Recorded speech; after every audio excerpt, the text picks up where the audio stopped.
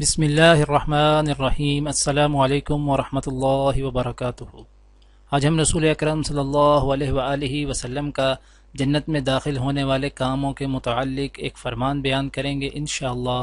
اس سے پہلے آپ سب سے گزارش ہے کہ اس ویڈیو کو آگے ضرور شیئر کریں، جزاک اللہ۔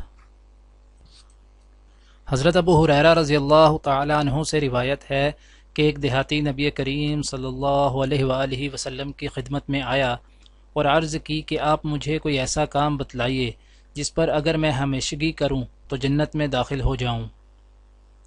آپ صلی اللہ علیہ وآلہ وسلم نے فرمایا کہ اللہ کی عبادت کر، اس کا کسی کو شریک نہ ٹھہرا، فرض نماز قائم کر، فرض زکوٰۃ دے اور رمضان کے روزے رکھ۔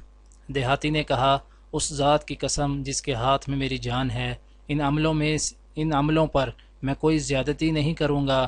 جب وہ پیٹھ موڑ کر جانے لگا تو نبی کریم صلی اللہ علیہ وآلہ وسلم نے فرمایا کہ اگر کوئی ایسے شخص کو دیکھنا چاہے جو جنت والوں میں سے ہو تو وہ اس شخص کو دیکھ لے۔